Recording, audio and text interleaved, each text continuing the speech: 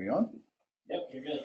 Hi, everybody. Welcome back to the 10th, dig it, 10th edition of Basic Training Family Edition, sponsored as always, but with the gracious patronage of the Schnellenberger, the Schnellenberger Family Foundation and Recovery Boot Camp. And I know this has been a long, arduous journey, but I think it's worth it, and hopefully you do as well. And it's been a heavy curriculum, and I must give kudos to all of you that have stuck through. Your resilience and your intensity and commitment to find out this information, to make your lives better, to enhance your own personal recovery, and then by extension, the recovery of the family member that you love is an astounding feat, and I salute you all. So the reason that we are so heavy in terms of all the information is because addiction is a complex problem. And being that it requires a complex, multifaceted approach when we're talking about treatment and understanding of it. Yeah, a little feedback. So we need all these resources at our disposal in order to repel this disease, right? Because it inherently is subversive and wants to attack you. So I just want to give you that little thank you right up front. And remember that the Schnellenberger Family Foundation is an amazing project that allows this to come to you. And the host is Recovery Boot Camp. And we do the same thing with our clients. We really address them in a very intensive, curriculum-heavy manner because we believe that information is key. Psychic spiritual change is key. Clinical therapy is key. And the more information, the more process, the more things you have, the better the result over a long-term period. And it is my honor, as always, to introduce our COO at Recovery Boot Camp and my friend and executive producer, Dave Z, who's going to give you a little bit of information and preemptive. Hi, Dave's mom.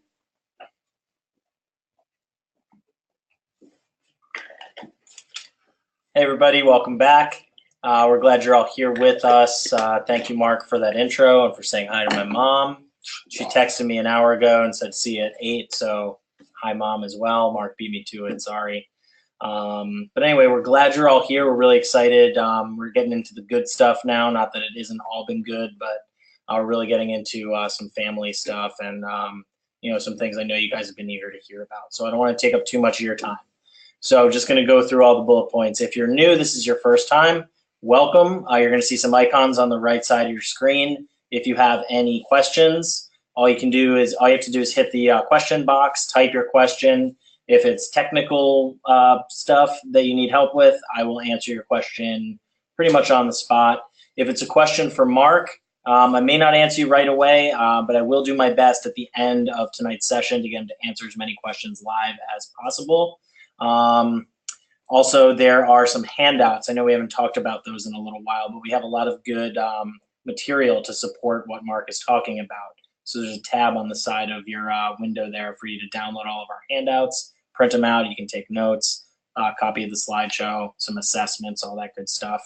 I mean, that's pretty much it. We got some polls tonight. I think we got 5 or 6. 5. So when the polls come up, just do your best to answer as quickly as possible. The answers are anonymous, so answer truthfully. They're all yes or no, so it's pretty basic stuff. But the quicker you answer, the quicker Mark can go over the results and keep the flow going. So do your best to answer as quickly as you can. That's all I got. Just remember, ask those questions during the webinar so that at the end we can answer as many live as possible. If we don't get to your questions, Mark will follow up with an email next week. But that's all I got. Enjoy the webinar, guys. Thanks, Dave. So let me just say one more thing before we get into the curriculum. And I really want to rush through it. I'm not rush through it, but I want to pound through it because we're on slide 96, as you can see on your board, and we're shooting it for 112 today. That's my goal. I know I've never accomplished it, but I feel confident because starting in 113 is really the dissection of the family's journey through the entire process. What we've been doing up until this point is talking about the disease model, education, all the parameters, neurobiology, all of those interesting things. And we are now just about to start in phase 2 of the addict's journey, the stages in which they're developmentally ascend during their recovery treatment period. And last weekend, I want to say, though, we had the family weekend. and it was phenomenal. And again, it was arduous, but it was amazing. We packed a lot of information into that weekend.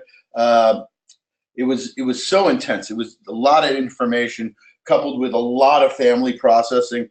And I was lecturing one time, and we broke into a slight side discussion about drug policy and the history of drug policy in this country, starting with the Harris Tax Stamp Act of 1914. But that's a whole nother thing. You can research it if you want. And one of the parents said, "Do you tell this information to the clients?" And I said, "Absolutely, we do. And this is why we do.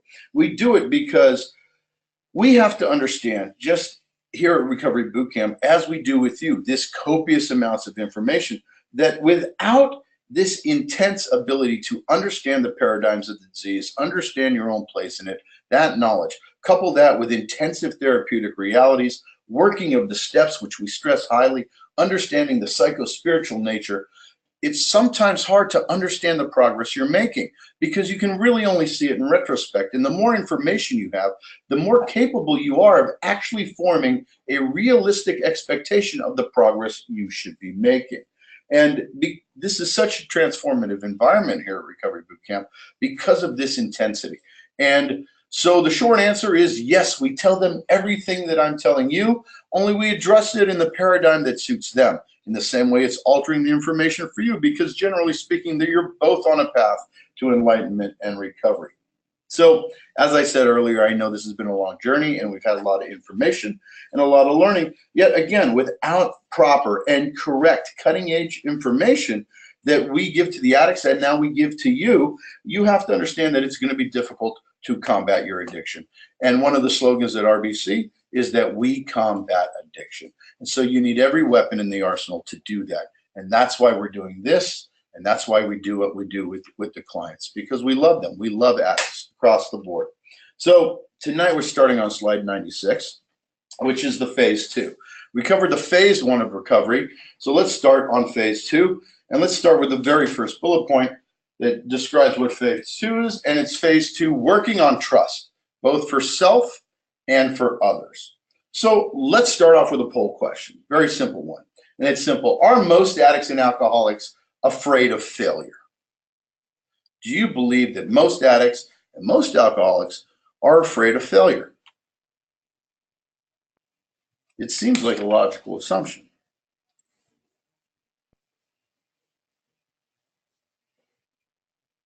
Maybe this is a trick question. I don't know. Keep them guessing. That's my motto.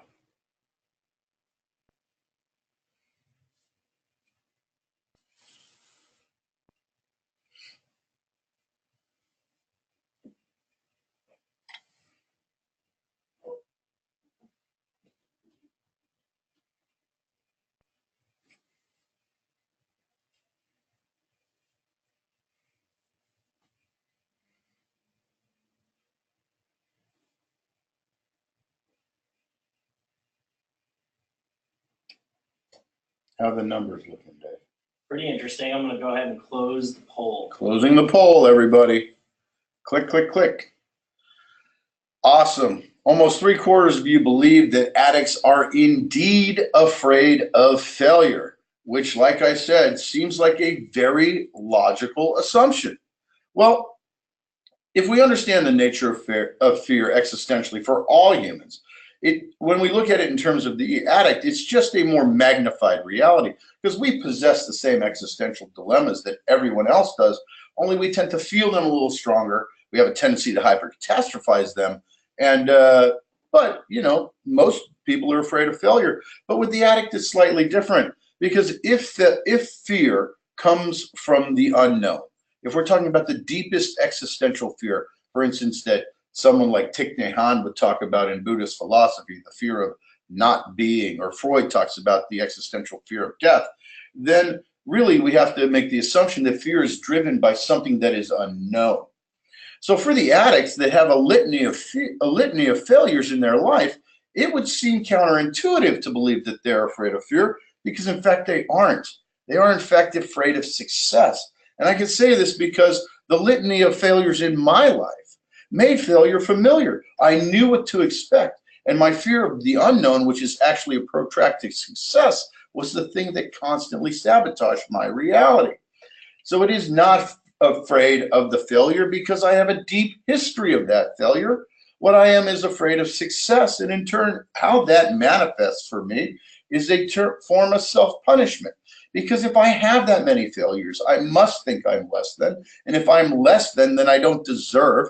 I mean, subconsciously, I self-sabotage, right? And that's how I end up destroying the success that I'm attaining. Because that is, in fact, the unknown reality. And it stems from three basic core beliefs that occur in the addict's mind. And these things are distorted perceptions of reality. And those three beliefs are simple. I am a piece of whatever. People are always out to get me and trying to keep me down. It's the man.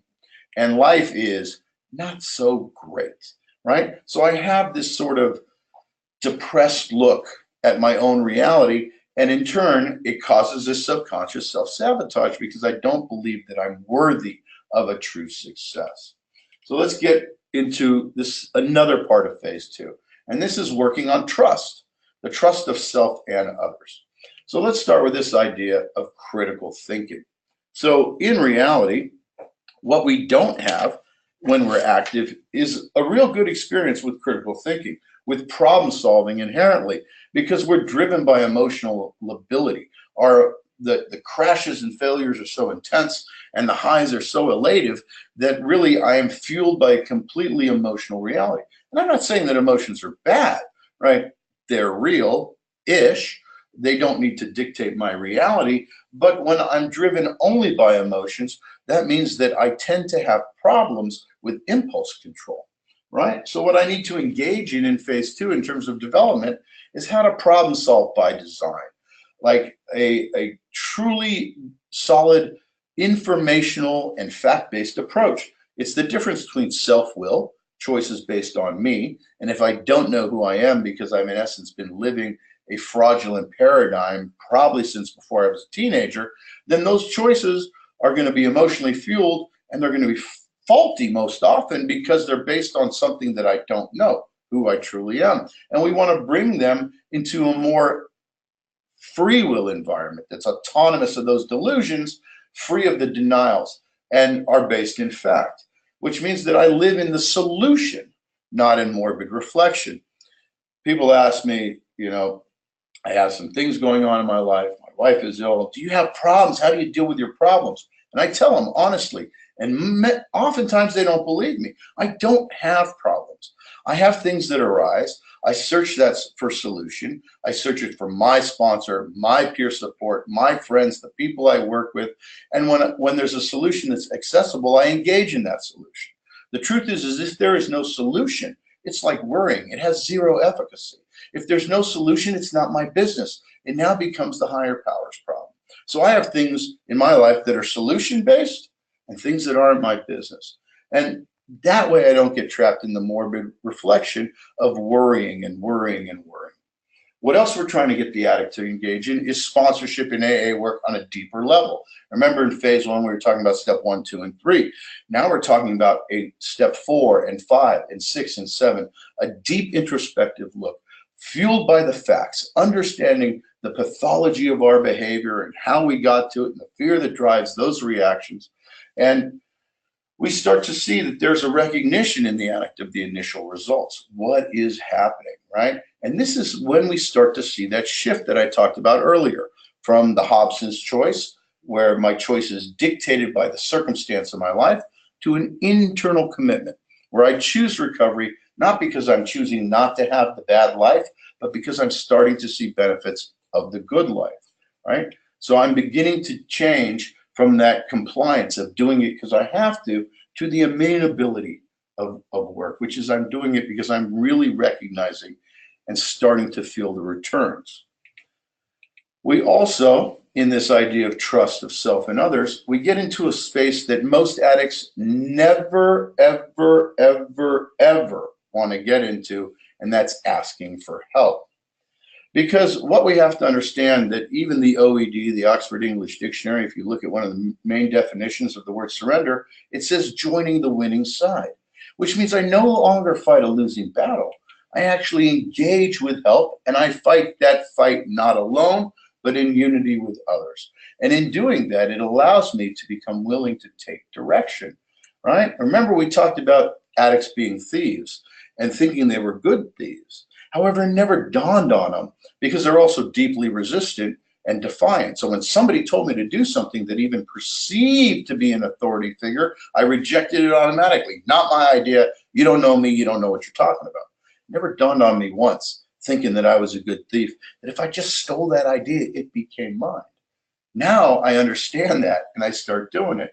And what that does is actually allows me to work on relationships. I'm no longer fighting alone. I'm getting input from others. The unity is starting to grow. I engage in unity. And that's the beauty of the 12-step paradigm. We stress unity at Recovery Bootcamp all the time. That's why it's a men's program, because they can develop gender-specific relationships that allow them to have legitimate intimacies with other men, where they can start to generate trust and also understand the idea of unity, right? And it doesn't say uniformity on the triangle, it says unity. Trust me, if it said uniformity, I would not be here, right? Which means that I start to develop my relationship and grow unity with my family that I have been separated from, segmented from, and cut off, mostly through my own behaviors, and then by extension, by allowing you to catch my disease, you reflect that separation back to me. I start to develop a sober support network. This network adds more power that I'm acquiring to my base, right? And it allows me to overcome things that on my own I would not win. The big book says we have seldom seen anyone win out in single-handed combat, right? I actually start to develop friendships predicated on honesty and intimacy. Into me you see. And in that, I am transparent. I'm no longer lying and fraudulent. I have no expectation that I need you to validate me, but I'm actually bringing something to the table and receiving in return, which is truly the way the community develops, right? So let's move on. Again, working on trust for self and others, all right? So here's the question. I've got another one for you. Let's run another poll, okay? So the question is, this idea of planning or preparing, is it contrary to the idea of living in the moment, which is a big idea in recovery? We always hear, stay out of the future, stop dwelling on the past, stay in the moment, stay in the moment. So is the idea of planning contrary to the idea of living in the moment?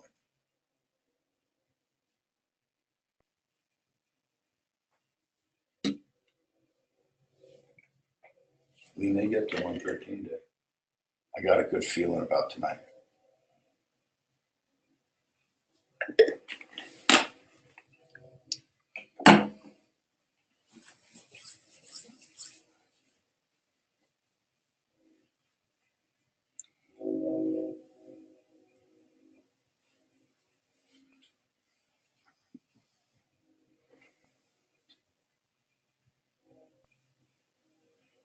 It's another one of those questions that on the surface seems super logical, right?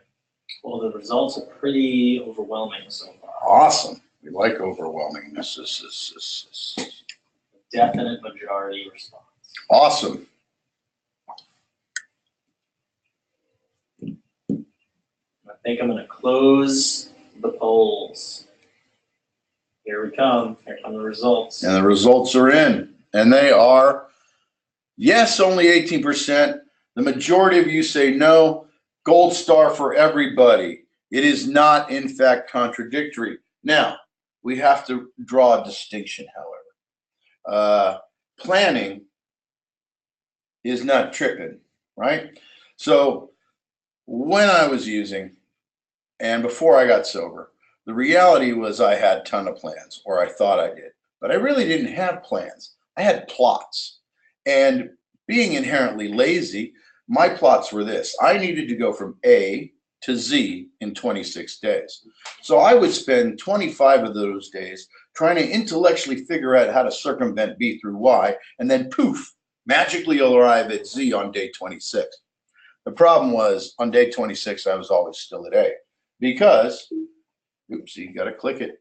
Here we go. Because planning and goal setting are not the same as plotting and manipulating, because they are not about tripping, future tripping, and fantasy-based realities. That if I just worry hard enough, or some luck weird thing of, ooh, I'm going to win that's like planning on winning the lottery as your retirement account. It's ridiculous. The odds of it happening are about none, right?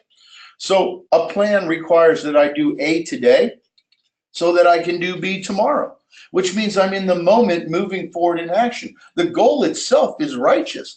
The plan has mid-range, short-range, mid-range, long-term ideals, but to get those, I must do the work, right? So we start to teach them that in this kind of developmental stage of phase 2, and where they move on in action. And what does that entail? It's things like getting a job, being self-supporting through their own contributions, not self-sufficient, because sufficient's the minimum, autonomous, right? Self-supporting, right? Beginning to have an adult approach, because that's the whole point. We have wanted to remain Toys R Us kids our whole life. The greatest fantasy of every alcoholic I've ever met is to be treated like an adult with the same respect given to other adults, yet taken care of like a child, which means I eschew all responsibility and just want the benefit. There's an interesting line this weekend. One of the parents said something that I'm going to use forever. He was talking about the impact that his child's addiction had on him. And he said, it's like I got the check at every meal, but never got to eat. I like that. It's a good thing, right? That one's for you, Richard. Good lookout. All right. So let's move on to the next one. Again, still trying to develop trust for self, trust for others. So what comes in this stage? Well, possibly home visits, case by case, reintegration with the family, some sort of healing that is involved, and then really the development of responsibility. Initially, in early recovery, in phase 1, in these early stages, we have responsibility. We know that we're responsible to do certain things or we're out on the street, right? And that is an untenable reality. But something starts to shift. With that change to the internal paradigm, that change to internal commitment, we start to actually see the difference and be able to discern the difference between responsibility and obligation. I would ask you, is it your responsibility to breathe, or is it your obligation? And granted, it's a subtle difference, but it's one of those differences that come when the internal shift occurs.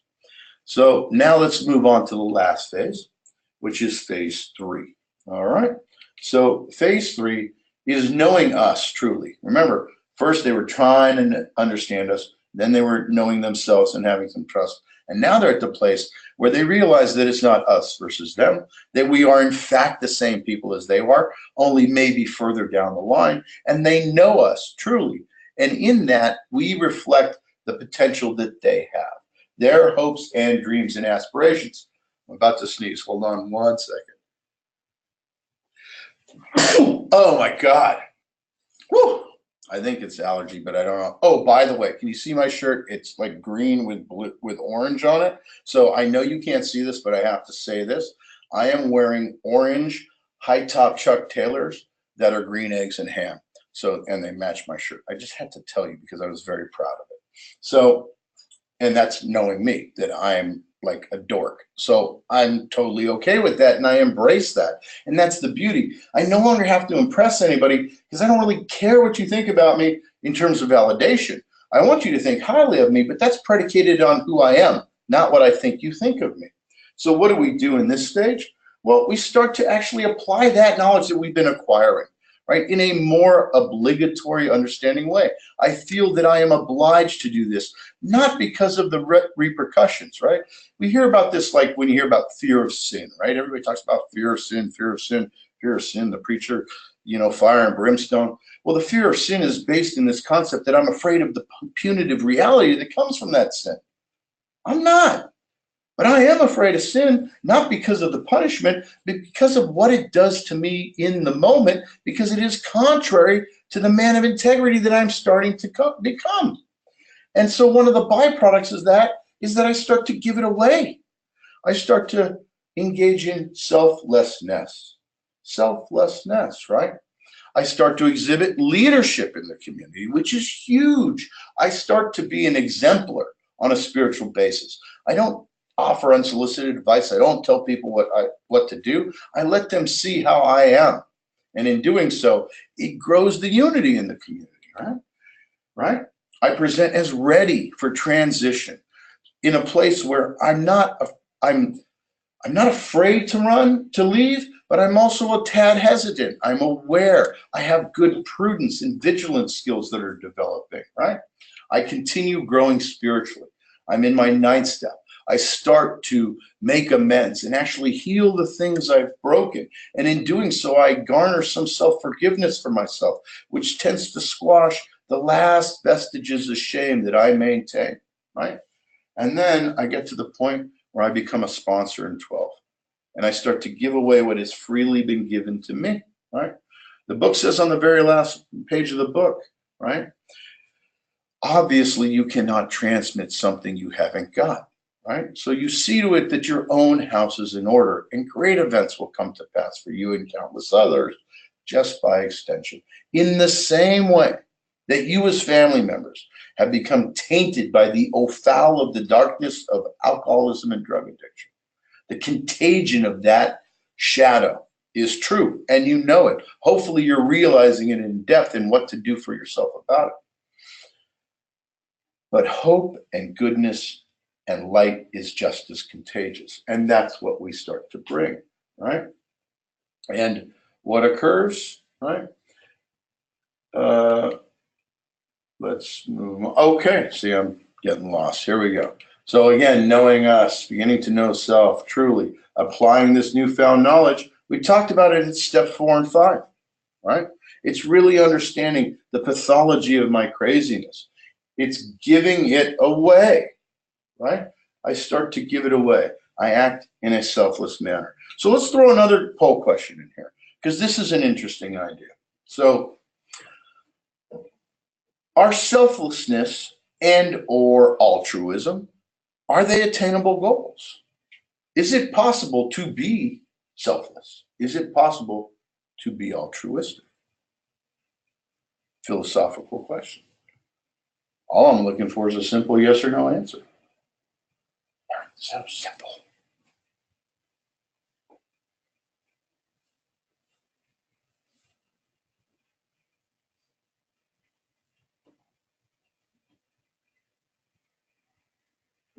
Dude, we're totally going to hit 113 today. I'm super stoked. I'm hyped. I hope so. It's the first time I've ever reached my goal. I've got those goals. Just don't reach them when I plan to often. But I always do. Well, don't jinx it. I'm not. I'm trying not to. I probably will. I probably already have. Ah, there I go. Woe is me. Poor me, poor me, pour me another drink. All right. Numbers are in, It Dave. was unanimous until the very end. One person had to just poop it all up. All right. What's the unanimous idea? 97% believe that you can be altruistic, be selfless. 3% believe no. Okay. This may sound weird. I'm going with 3%. I'm going with the 3% on this one, okay? And this is why I'm going with this 3%, right?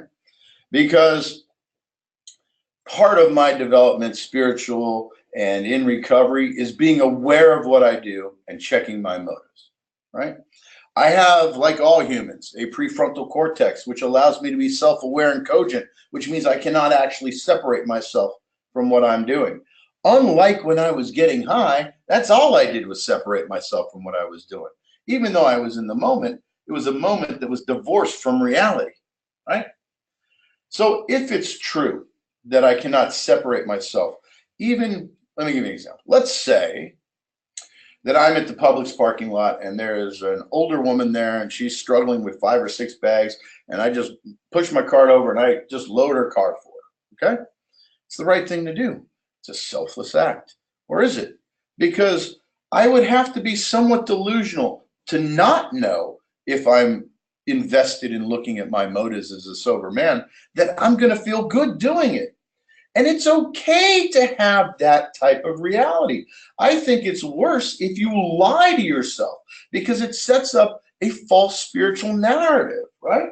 So the Dalai Lama, in his book, Miracles in the 21st Century, writes about 4 chapters on this idea. And he stands on the opinion that selflessness can never truly exist in an enlightened person because he becomes aware of his motives, right? And when I was getting loaded, I was selfish, but I was negatively selfish. That means I benefited at your expense. However, according to the Dalai Lama, he says that there is a new paradigm, and that paradigm is positive selfishness, where I benefit at your benefit. And he believes that it's even worse to delude yourself into thinking that you're on a higher spiritual level than you really are, because it is true that doing something nice makes me feel good. And so I'm okay with living in positive selfishness because that keeps me aware of my motives, because my trap is to forget what my motives are. And that's when my behavior starts to float into negative selfishness. It's convoluted. In the 12 and 12 in step 10, there's a line and it says, the desire to hide a bad motive underneath a good one permeates human affairs from top to bottom. This subtle and elusive type of self-righteousness can infect even the smallest act or deed. Then Bill says, learning daily to spot, admit, and correct these flaws is the essence of character building and good living. And remember, 10th step is that nightly and daily kind of reflection. Check my motives. Huge in recovery. We're all about motives and then being like having to stand up for your actions at Recovery Boot Camp. Accountability and motives. That's what it's all about in the recovery world, because those things keep you out of the world of delusion. Leadership in the community, right? What are we talking about? We're talking about becoming an elder statesman, not a bleeding deacon. These are ideas that came right out of the 12 and 12, usually talking about the group of Alcoholics Anonymous, that the elder statesman is the one that says, we've always done it this way, and how dare you change our continuity, right? That's the bleeding deacon. He wants to shake the finger and curse the newcomer who doesn't know what he's talking about, as opposed to the elder statesman who sits back and understands that in God's world, in the unity of the higher power, people have the right to be wrong. And the system itself that is filled with unity, where we support each other, is going to work itself out. That's why Alcoholics is the only true anarchy on the planet. Because of that. Because we have to conform to the spiritual level or we die. And that's the motivation that we actually need, right? So, and then, of course, becoming a house senior. One of the most important things here, because now the obligation becomes real. Not only are you responsible for your own recovery, but you have the capacity to help someone else who's struggling early on. And you do this by example and loving kindness to them to help them with the things that they're struggling with. Next, more on phase 3, right? Presenting as ready for transition. Not wanting to leave. That's when you're ready to leave. When I want to leave, I'm not ready. When I'm counting days, when is my OP, PHP up? I'm not really here. I'm not engaged in the work. I'm not ready to leave.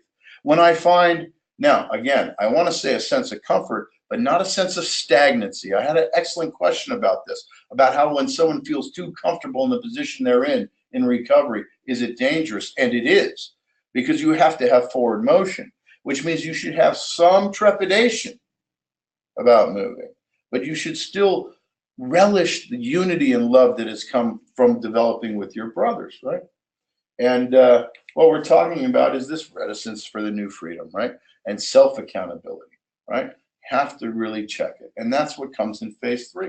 They continue the spiritual growth, they engage in 9 steps amends, they fix the things that they've broke, continuously trying to make it, and become a sponsor, which is that true move from responsibility to the obligation. I now, even though the guys I sponsor, I cannot make them sober and I cannot make them not sober, right?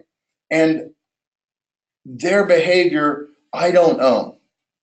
I still feel a sense of obligation to do my utmost to give them the most information and love and direction that I can, to give them the best chance they have. right?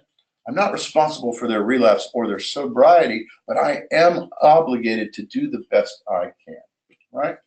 So now we're going to move into a little section. So that's the end of 3. And this is a short one. It's about 12, I think, or 10 slides. And what it is we're moving into a new idea. And this idea is really about how do I condition myself for recovery? Both the client, how they condition themselves, how the identified patient does, as well as the family by extension, because these things are applicable for yourself as well. So what we have to look at is the reasons for both successes and failures. And there are some specific ones that can be used by you as a grading yardstick for yourself, as well as a way in conversations with your loved ones to see where they're really at. Where are they at? Because you can grade them. Feel free. Probably wouldn't tell them, but you should definitely use those statistics that you acquire in your brain to figure out where to draw your boundaries and institute new ones. So, how do I condition myself for recovery? This is both the identified patient and by extension the family. Well, there are in fact 7 reasons why clients don't make it through, or why family has a negative influence through being uninformed, which means a negative influence both on themselves as well as the recovery of the identified patient. So how do I then condition myself for recovery, both patient and family? And then how do I master 3 strategies, specifically these 3 strategies, which we're going to address, and attain them and use them in terms of modeling, exemplify them in my behavior, in my life, right, for both the patient and the family. So let's look at the first one. So what are the 7 reasons why a family won't make it, or why an individual won't make it, or the negative influences that we can project on each other? Because the client, in the same way that the client can make the family sicker, the family, without their own treatment, can actually interfere with the progression of recovery of the identified patient. So the number one reason that there's problems on both sides, both for families recovering as well as patients recovering, is that we tend to associate negative things with the idea of being clean and sober. Not cool, right? Not only that, but there's a stigma, a long-lasting stigma in this country specific, that still doesn't see addiction as a disease. So it affects us in terms of jobs. What is my image? What is the community going to say? Keeping up, well, I'm Jewish, so keeping up with the Jonesburgs, right? All these things are, in fact, really an image-based reality. And we just got done talking about that the image-based realities are what we're trying to diminish so we can develop essence-based realities, essence strengths, right? So, but this is the society we live in. What are people going to think, right? So how do we address this? Well, we address it simply by understanding that the positive things that come from recovery, the positive parts, these are the spiritual solution to that stigma. That when I have the blessing, the result, the inspiration, the change in heart, the change in life, the change in feeling that comes from my work in recovery, I become this spiritual exemplar, not through any like egotistical reality, but that's just the way I try to behave because I want to be a better man on a daily basis. I do that by educating myself, by working the steps, by having a sponsor, by sharing that, by being a sponsor, by having commitments, by engaging in all 3 legacies of my society, right? Recovery, unity, service. I do that and I become someone that actually is attractive. And that is the thing that diminishes the stigma. Because if people have a preconceived notion of me, but when they meet me, they start to feel a different thing, it helps to disassemble that stigma. And I think that's an obligation of every recovered person. We never make sobriety a must, right? It's hard. We hear this all the time, right? That we just never make sobriety a must, okay? So let's go to what the truth is. Well, the truth is that sobriety must be the most important thing that I deal with. Above school, above job, above appearance, above family, above life, above everything. It has to be the most important thing. End of story. So let's ask the question. I've already stated it has to be the most important thing. But here's the poll question. Does a newly sober person, a newly sober addict, need to devote the vast majority of their time to recovery?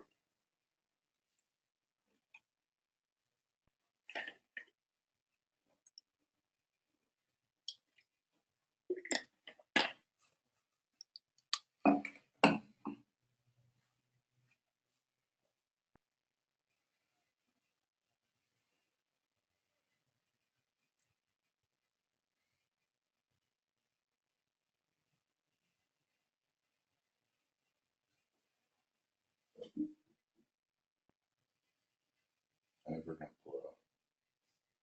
I got my jinx. I'm not going to jinx it. I'll make sure we get that last poll question.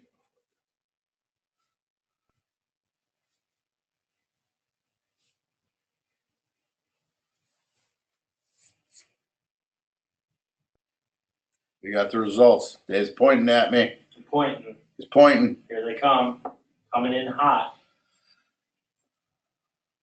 Yes, 84% of you say yes, say yes, say yes. 16% of you say no.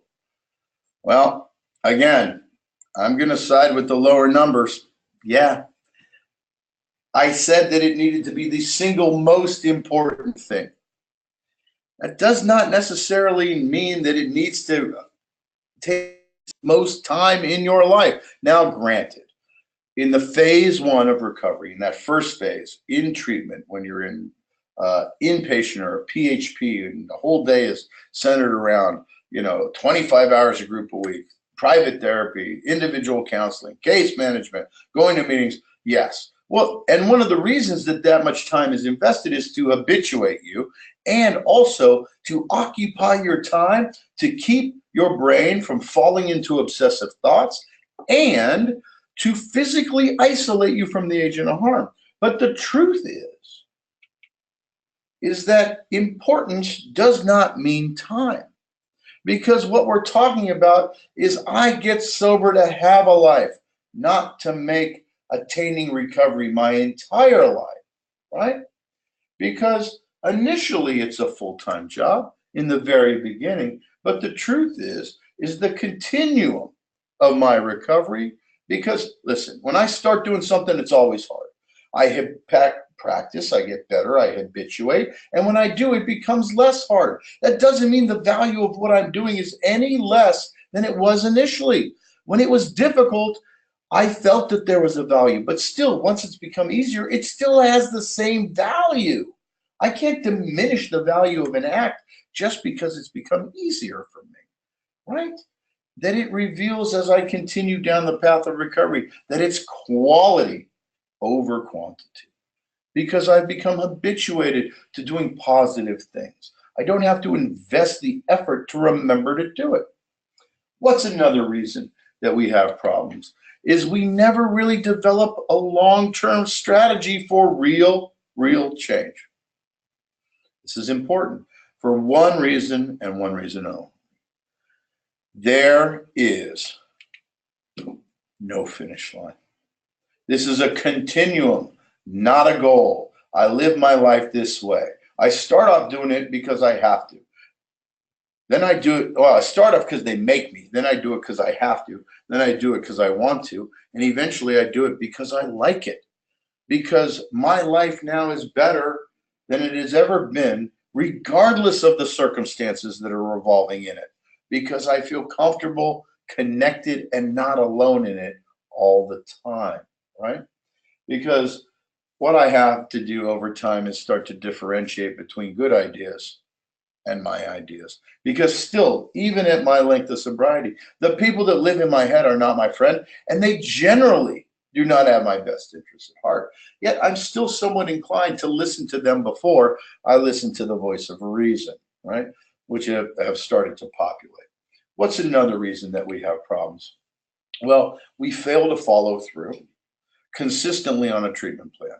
And when I say treatment plan, I mean the life of a treatment plan, including self-help, AA, sponsorship, carrying other people, and then the social part, becoming of that, the meetings that bring that up, becoming involved in service, right? My obligation as a man who attempts to live in all three legacies is that I have to live in service also, which means that one of my major obligations in recovery is to be engaged in the service structure of AA, nationally or locally on the national service structure, to ensure that the next person that comes here in 20 years has the same opportunity I did, right?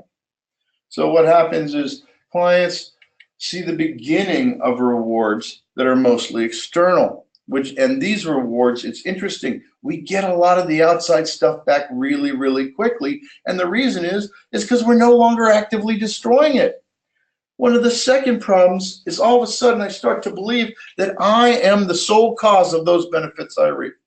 My gratitude diminishes. I did that work, now I'm getting the results. Well, let's be real. We have to understand the physics of the universe. There's a law called syzygy, which is a quantum law that says only a minimum of 3 events from 3 different directions have to occur for anything to occur in the universe. And that's the minimum, which means on the best of times, my contribution to the eventual result is only 33%.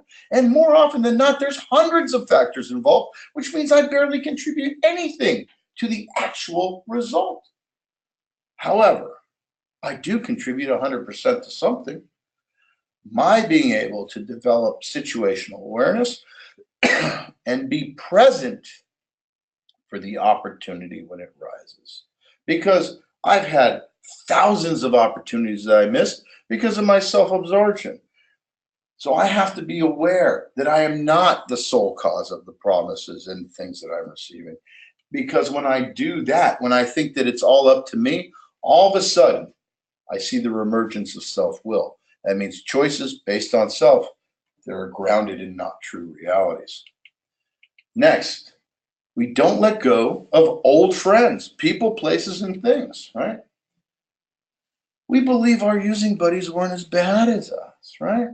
We think they want us to stay sober, and they may in fact do that. But understand that the imports of us being sober is way more important to us than to them, because we know that humans are self-absorbed, and I'm going to spend most time thinking about myself the same way everybody on the planet does. So really, your problems, kind of not my business, kind of don't want to know about them. So when I'm hanging out with you, it's very easy for me to forget that you have a priority that I don't have. A lot of people believe that they understand our situation and disease when they don't, because they are ill-informed. And this is dangerous, hanging around those people. We also forget all these people are self-absorbed, and really, honestly, even though they care for us, they're not actively involved in the manifest of that care, which we have to do, right? And one of the reasons that we really feel badly is that we feel we're forced to abandon them. And that's not true. Simple question. You don't have to answer, not a poll question. How many of you still hang out with your friends from high school? All the time. It's not that you said, oh, those guys, they're out of my life. No, you grow and you develop and you move in a different direction, and you find people that have commonalities in an organic fashion. That's what happened with me. My sponsor made me go to Al-Anon when I had 5 years sober, because I didn't know anybody that wasn't a drunk or an addict. Like, literally didn't know anybody. Everybody I knew was either active or sober. And it's just not because I sought them out, but because that's the way I developed organically. All right. And one of the main things is that we become complacent. We stop swimming, right? We become complacent, and we return to that familiar thinking that's comfortable, that kind of comfortable uncomfortability. And in that, right, we start to replace behavior. So here's a poll question, all right? And we're going to close with this poll question. We got a couple more slides. We're not closing immediately. I want to get through these slides. 2 more, really. So here's the poll question. Do most relapses come behind major events or disappointments? Are it the big things that make us relapse? I can't see.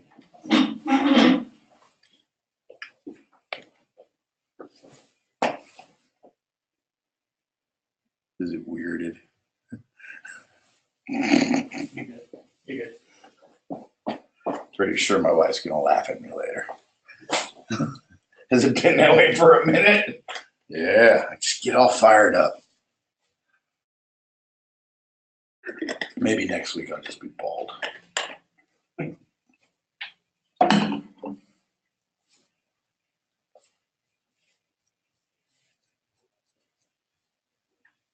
This one is definitely not unanimous. I'll tell Right. you that. Well, yeah, because it seems like big dangers mean big catastrophes, right? Well, let's see. The results are in. All righty. What do we got? 38% say yes, 62 say no. All right. And the ones that say no are actually closer to the truth. Now, granted, there are, in fact, times when people relapse behind major trauma, major events, major disappointments. But more often than not, one of the biggest problems we have is that once we start getting back into self-will from that previous slide, we actually start to think, yeah, this is a little thing. I'm not going to relapse. It's okay if I go to the casino one night, or, maybe I can just go not show up at curfew and, it'll be okay, and hang out with my girlfriend and not tell anybody. It's little things. We're carrying a backpack. We pick up little pebbles. We look at it and go, it's not that bad. We throw it in the backpack. Eventually, the truth is there is a straw that breaks the camel's back. And the majority of people tend to relapse behind the accumulation of small foibles, of small violations, not of big traumas, right? So it's very low behind major stuff. And we know that the majority of it is this accumulation of these ambiguous things. That's not so bad. That's not so bad. Another reason, one of the 7 major reasons that we tend to relapse or lose our recovery, is that we allow emotional events and perceived crises to turn into emotional ruin. Remember, we hyper-catastrophize. We are hyper-emotional in nature. And we know this to be somewhat genetic in terms of the neurochemistry of the addict and alcoholic, the development of a single generational genetic adaptation. Most often, the most common one is the high glut in oxytocin in the addicts and alcoholics brain, which means that we do in fact feel things a little bit more intensely, but we catastrophize them. So we allow these events or these little minor crises to become our emotional ruin. As we go to the next slide, just 2 more slides left, right? Before Yep. Q&A. So tell everyone to start asking their questions. So we got this slide and one more slide. And so ask your questions. So Mark can answer them live. Give me something to do, please, please, please, please. So now we talk recovery, the opposite of the blocks. You need to condition yourself for recovery. How do you do it? Right? We just heard of the stumbling blocks. What do? What are the major things I do? The first thing I do is attract healthy people in my life. People that understand my situation, either intellectually or through experienced familiar realities, and relate to me and can actually understand where I'm at. Even though they can't feel what I'm feeling, they have that ability to sympathize with my struggle and my dilemma. I then have to manage and maintain that recovery and my mental health consistently. Family, me too, right? I have to share my recovery, right? Which will give me tremendous joy and offer invaluable help to others, even though that's not it. Listen, I sponsor a lot of guys. I can tell you unequivocally I have a 100% success rate with my guys. I haven't gotten loaded once. Now, granted, have they all stayed sober? Absolutely not. Is that tragic? Sure. But what I do is I transmit what I have learned. That keeps me sober, and hopefully somebody can garner that joy and take it from me and then in turn share it to somebody else. So I have to master these 2 major strategies and attain them using modeling. This is for both you and for the patient. The first one, I have to find people that are getting results. I have to study what they do. And then I have to imitate that. Now I can change it slightly as it fits in my own personal paradigm, my own philosophical or theological bend. But the truth is the behaviors I mimic. And I do them knowing that they worked for them or assuming that. But again, I fake it till I make it. I don't fake the action. I fake the belief that the results will come. And then I do those same things consistently all the time, without fail. And that way I start to get consistent results. Because if I remove a variable from that syzygitic equation, that means the probability of it occurring again is increased exponentially. Because I do the same thing, which means I'm in the same position to be there, to be present when that opportunity arises. All right, so we made our goal. Now, it's a couple minutes over. I would have liked to have been done by 10:02 so we could field questions, but I will field questions as long as Dave wants us to. So, first of all, let me say this. Anna, if you're watching, I am a pirate. That's all I got to say. All right. We'll let that one just simmer for a moment. Let me ask you, I got some questions here. I know we don't have too much time. So we can go over like we do. It's up to you, Dave, whatever you want to do. All right, we'll see how it goes. You want to do big picture? Should I just, I'm not clicking. Yeah, you can do that. What do I do? Just click on this thing? Well, I don't want you clicking on anything, actually. Yeah, Dave doesn't want me to click on anything. Show me how to do it so I can do it next time. Click the arrow. Uh-huh. And then you hit that. Okay. And now it's just you here. Awesome. Oh, sweet. Okay, I could probably do that without destroying anything. And if I click the arrow again, it goes to the thing. There we go. Cool. Cool. All right. Do we have a question? Yes, we do. We have several. Awesome. Here we go. First, I have a 21-year-old daughter that lives on her own. Mm-hmm. She's smoking marijuana regularly and is experiencing extreme anxiety. Yeah. She is unable to grocery shop or work due to her anxiety. Yep. She is being medically treated by a psychiatrist. She claims marijuana has no effect on her anxiety. In fact, it helps her feel better. And she will also argue no one has ever overdosed on marijuana. So the question is, can a person become addicted to marijuana? If so, would she need rehab or treatment? And how to get her to treatment if it is in fact needed? Okay, in order of questions, yes, yes, no, yes, yes, yes. Okay.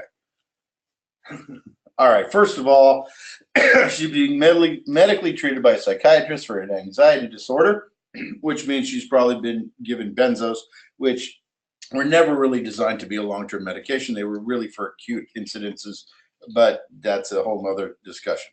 So first of all, yes, people overdose on marijuana. They don't die. They're not deadly overdoses because they get too high to be able to smoke anymore. However, the truth is that anytime you are high, it is in fact an overdose, because that means that you have taken a sufficient amount to have an adverse reaction, that adverse reaction being high. Now, here's the problem with marijuana. 40 years ago, 30 years ago, okay. Today, there is no such thing as a natural strain of weed. It is all genetically modified. So all those hippies are like, but it's natural. Well, no, it's not. It's all been genetically modified to increase the delta-9 THC. Delta-9 is one of the 13 THCs that is in it, and it is the single most potent psychotropic hallucinogen by volume. While they breed that up, the CBD, which does have some medical anecdotal results, specifically stopping meiotic cell division of cancer cells, is almost gone in that weed, because they specifically do that, because there's only so much room in a compound for stuff. So what occurs is this is it's a GABA cannabinoid, and what occurs is that so it's high bioavailability and absorption adipose tissue, which is fat cells, which is your brain. So your brain absorbs this cannabinoid. The cannabinoid stays in for a lengthy period of time. And if you continue to smoke, those saturation levels continue. Your brain also produces a natural cannabinoid. That cannabinoid just happens to regulate anxiety, but the one that you smoke doesn't. But your brain doesn't know the difference. And when it's getting a free one, it's not working. If someone would pay me to sit at home and play video games, I would do that all day long, because I'm a dork and I'm allergic to work. But that doesn't mean I'm going to grow at all, right? So, and that's what happens. It's as though your brain stops producing the cannabinoid because it no longer has to, because there's a replacement drug. But the replacement drug does not actually regulate anxiety, which means that you're starting to give in a benzodiazepine, which has a very steep tolerance curve for addiction profile, which means now you're pretty much strung out on two. Now, you can become physically addicted to marijuana. In fact, everybody that smokes chronically is. The only thing that makes it feel like it's not is that the detox curve is not steep like heroin or something. It's very minuscule, but it's longly protracted, which means that, oh, I just don't feel so good, or I'm tired, or like it's so if you can compress it into the same 7 days as say a heroin detox, it would be as bad, if not worse, right? So it's a very bad drug. And yes, if she is unable to stop of her own volition and stay stopped, she should probably get some treatment because it's really bad. And it can cause you to have a lifelong anxiety disorder, which will really put you out of the picture pretty strongly. Yeah. Solid. So first, we have a thank you from Anna. Anna, arr. And next, I got another question for you. Got it. Okay. This one says, this is interesting. It's kind of close to my heart for my present situation. It says, my son is clean for 18 months. He has been in a 5-year relationship with a non-addict and he wants to get married. Is it too soon? Okay. I feel awkward dispensing this kind of advice because I don't know them. I don't know his recovery. I don't know where he's at in his own spiritual and emotional growth. The question that I would ask basically is his possibly soon-to-be fiance in recovery herself? She's not. Well, she's a normie. That doesn't mean she shouldn't be in recovery, right? Is she in Al-Anon? Is she in a family group? Because here's the truth. The truth is he's probably really active in his recovery, or may not be as active as he could, and is just hyper-focused on this impending nuptials or getting a job or whatever. So I don't know the details. You should always seek the counsel of a professional. There are a lot of clergymen that have backgrounds in drug addiction. I mean, you know, well, some of them, you can find them. And the truth is that his new life, which is going to require this continuum of recovery and sobriety, which is going to require a continued addressment, a continued investment in work and time, and being in a relationship with someone that doesn't understand that, doesn't know the necessity of it, doesn't educate themselves into the disease. And after 5 years, if he's only sober 18 months, I would assume that means that there's at least 3.5 years that he was getting loaded and spilling his junk on her, whether she knew it or not. She got tainted, and she needs to seek her own recovery basis. But the question then becomes this. Am I suited to be in a relationship with a person who will never be able to share a fairly substantial slice of my life? Not because they don't want to, because they're incapable of understanding it. Now, if there's an Al-Anon recovery, then she can. But if there's not, maybe she can, maybe she can't, right? And it's a tough question. Mm-hmm. It's a really tough question. And there's a lot of mitigating factors. So seek some counsel from clergy or therapist or drug and alcohol counselor. And at the very least, be involved in therapy with the identified patient, right?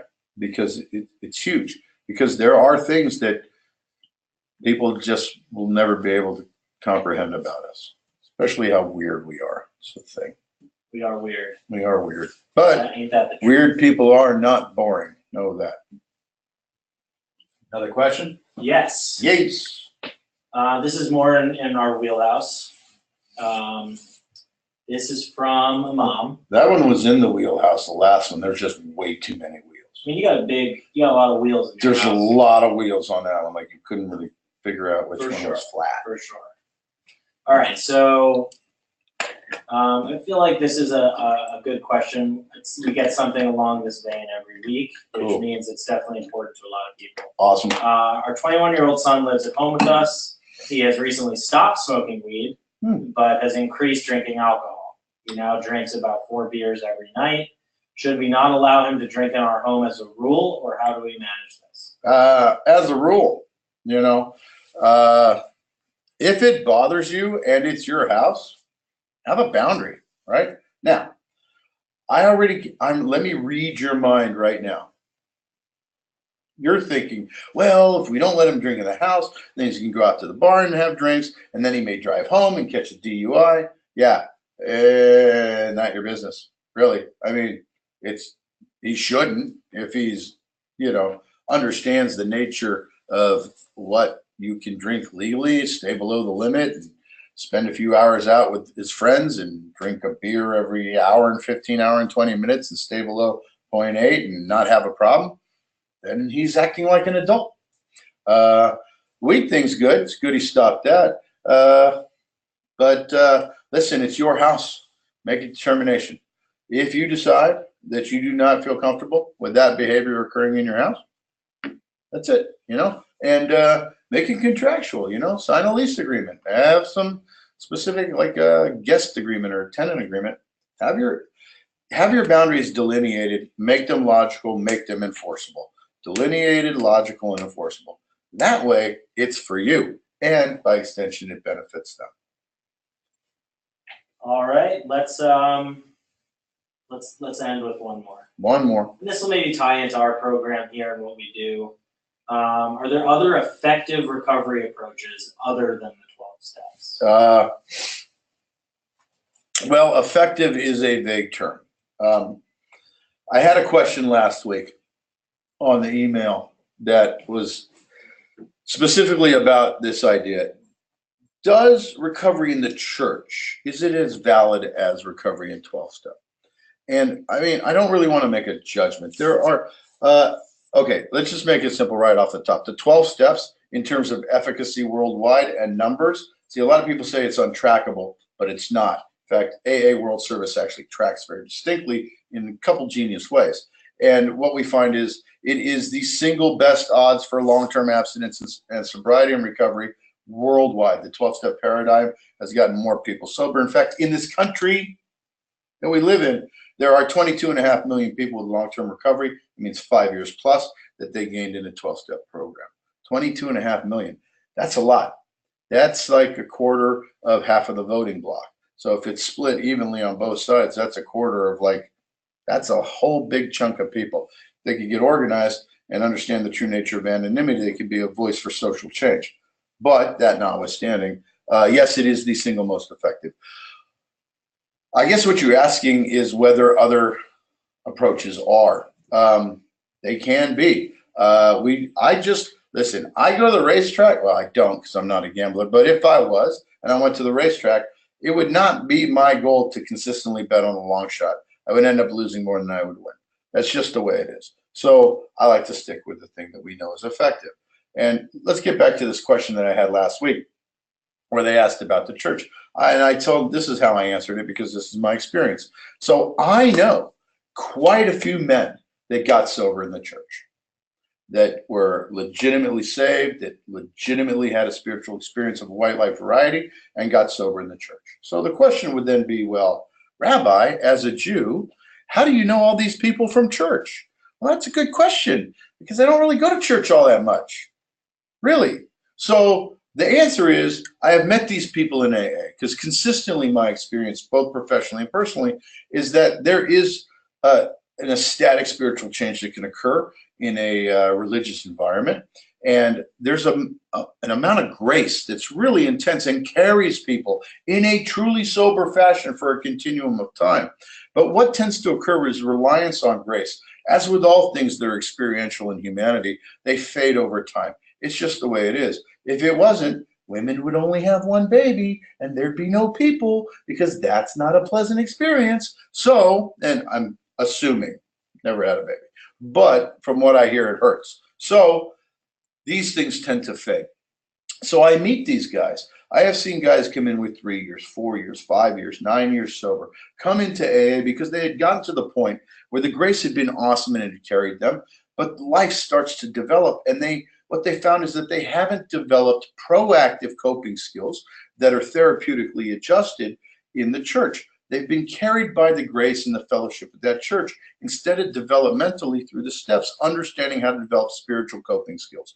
And so the world rushes up at them sometimes, almost more than they can handle, to the point where they're nearly overwhelmed, which leaves them with two options. drink again and hope to get saved, or go to AA and learn some concrete skills. So I hope that helps answer the question. I mean, that's really the best I can do. My experience is that the 12-step paradigm is the single most effective worldwide. Let me give you a little secret about Alcoholics Anonymous World Service. So that, well, I don't know if I should do this. This is super secret, like secret handshake, you know, like 30-second degree Mason stuff. I don't know if I can tell you, but suffice it to say that there are ways that Alcoholics Anonymous tracks membership, specifically through the production and sale of coins. Each coin or medallion has a date imprinted on, so they're all minted separately, and they track the sale and distribution of those coins in yearly increments worldwide, which gives them, excuse me, a fairly accurate cross section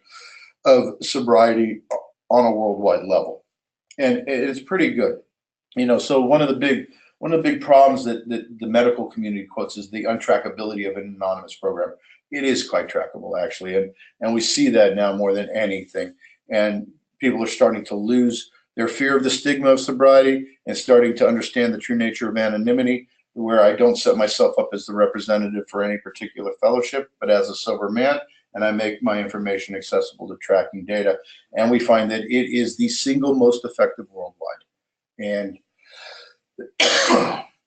I'm going for the best odds. That's just the way I handle it. And that's what we do here. We take all the most effective techniques, 12 steps, cognitive behavioral therapy, dialectic, one-on-one, trauma, all of these things, psycho-spiritual reality, spiritual growth and development, and we enmesh them in a part of the program at Recovery Bootcamp that is inherently organic result of the steps.